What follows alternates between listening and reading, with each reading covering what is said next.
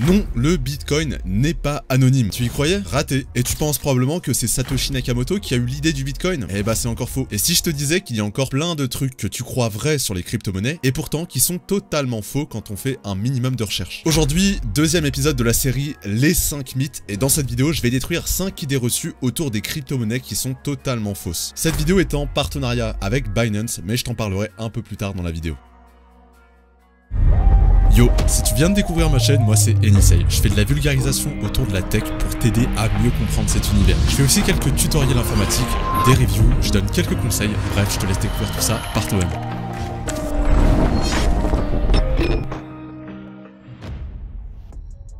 Beaucoup de personnes pensent que lorsque cela va mal sur les marchés financiers traditionnels, les crypto-monnaies ne seraient, elles, pas impactées. Un peu comme l'or. Et bah pourtant, c'est faux. Les crypto-monnaies sont de moins en moins indépendantes des marchés financiers, et s'il y a un crash boursier, ça va aussi se ressentir sur les cryptos. Il y a plusieurs manières de le démontrer, mais je vais prendre l'exemple ici que j'ai cité dans ma dernière vidéo sur les NFT pour illustrer cela. En fait, ce qu'il faut bien comprendre, c'est qu'aujourd'hui, ceux qui investissent le plus d'argent dans les cryptos ne sont pas les particuliers comme toi et moi, mais les acteurs institutionnels, c'est-à-dire les banques, les fonds d'investissement, les gestionnaires d'actifs, etc. Si on prend l'exemple de JP Morgan, qui est une banque américaine cotée sur le Dow Jones c'est simplement un indice boursier américain, pour faire simple, c'est un peu comme le CAC 40 en France. Et ben on sait depuis des années maintenant que JP Morgan investit énormément dans les crypto-monnaies, que ce soit directement ou via des sociétés du Web3. Ce qu'il faut donc comprendre, c'est que si JP Morgan fait faillite demain, le cours de l'action va s'effondrer sur le Dow Jones, en conséquence de quoi JP Morgan va avoir besoin de liquidités pour freiner sa chute et va très probablement revendre toutes ces crypto-monnaies pour les convertir en dollars. Or, si JP Morgan commence à revendre tous ces cryptos, il va y avoir un volume massif de ventes et donc le cours des cryptos en question va chuter. C'est exactement ce qui s'est passé pour la crypto-monnaie Luna qui s'est effondrée notamment car Binance a revendu tous ses Luna d'un coup, ce qui a fait chuter le cours. En conclusion, on ne peut plus dire aujourd'hui que les crypto-monnaies sont indépendantes des marchés financiers traditionnels. S'il y a une crise financière, ça va se ressentir sur le marché des cryptos car les acteurs présents sur les marchés financiers traditionnels sont de plus en plus présents également sur le marché des cryptos.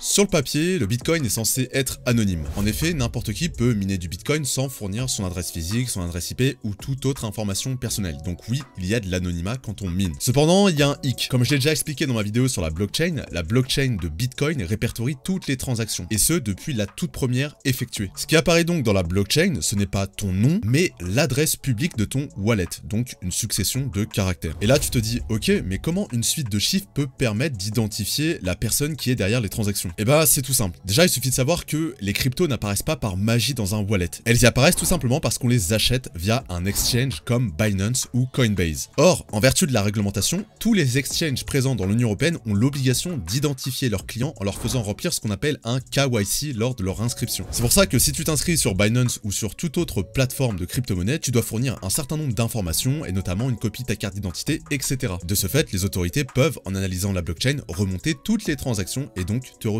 En revanche, oui, il existe des crypto-monnaies totalement anonymes comme Monero dont la blockchain, elle, n'est pas transparente. En conséquence de quoi, il est impossible de suivre les transactions et donc impossible de retrouver l'identité de la personne derrière les opérations. Comme je l'ai dit dans l'intro, le partenaire de cette vidéo est Binance, qui est la plus grosse plateforme au monde pour acheter et vendre des crypto-monnaies. J'accepte très peu de collaborations sur ma chaîne, mais cette fois j'ai accepté car ils ont des bureaux en France, à Paris, mais aussi car j'utilise Binance depuis des années, le service client est nickel et l'interface est hyper intuitive. À mes yeux, c'est la meilleure plateforme, notamment si tu es débutant et si tu souhaites acheter des crypto-monnaies. Si tu t'inscris par mon lien qui est en description, Binance m'accorde une commission de 41% sur les frais de transaction que tu passeras. Néanmoins, j'ai la possibilité de t'en redonner une partie et j'ai décidé de t'en redonner le maximum, donc 20%. En gros, tu auras 20% de réduction sur tes frais de transaction et moi je toucherai un montant équivalent à 21% du montant total de frais que tu paieras. C'est donc gagnant-gagnant. Encore une fois, le but c'est pas de te pousser à acheter des cryptos, mais si t'avais déjà envie d'en acheter, je te recommande clairement d'utiliser cette plateforme plutôt qu'une autre.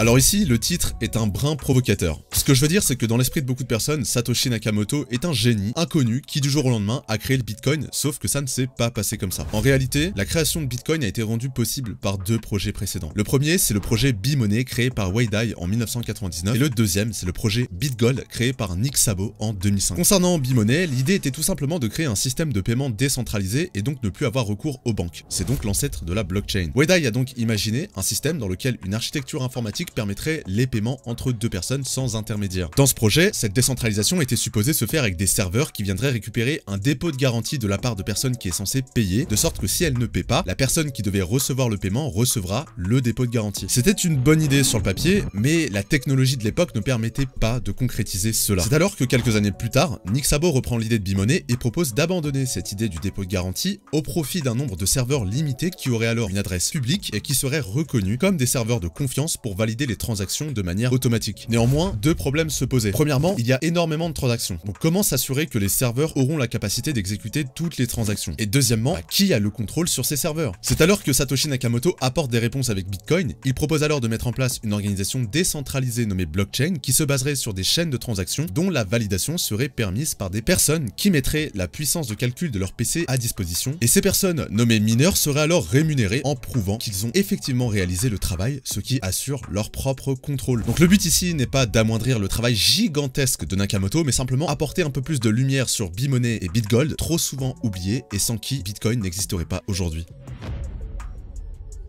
Malheureusement aujourd'hui on véhicule encore beaucoup trop l'idée que les crypto-monnaies sont une arnaque. J'entends même dire en 2023 que le Bitcoin est un système de Ponzi, sauf que les choses ne sont pas aussi simples. Oui, il y a des arnaques, des tokens foireux qui ne reposent sur rien et qui sont vendus et parfois mis en avant par des influenceurs qui adorent vous arnaquer. Néanmoins et fort heureusement, certaines crypto-monnaies reposent sur des projets ultra solides. Car oui, derrière une crypto-monnaie, il y a un projet, une équipe, des partenariats, etc. On peut prendre l'exemple de la crypto-monnaie Theta, dont l'objectif principal est de résoudre les problèmes de bande passante et de coûts associés au streaming, en permettant notamment aux utilisateurs de partager leur bande passante et d'être récompensés en token Theta. C'est donc un projet qui a pour but d'améliorer le streaming de demain sur différents aspects technologiques, financiers et même écologiques. Theta est donc un projet sérieux porté par des personnes sérieuses et qui ont des partenariats très qualifiés comme YouTube ou encore Sony. Alors comment savoir si une crypto-monnaie est une arnaque? Et bien encore une fois, la meilleure chose pour se prémunir des arnaques, c'est d'abord de s'éduquer. Il y a énormément de chaînes sur YouTube qui vulgarisent très bien l'univers crypto et la meilleure chose pour éviter les arnaques, c'est avant tout la connaissance. Ensuite, oui, on n'est jamais à l'abri qu'un projet hyper béton de base finisse mal, mais bon, quand on s'informe et qu'on s'éduque suffisamment, c'est plutôt rare. Donc faites vos recherches par vous-même, c'est ultra important.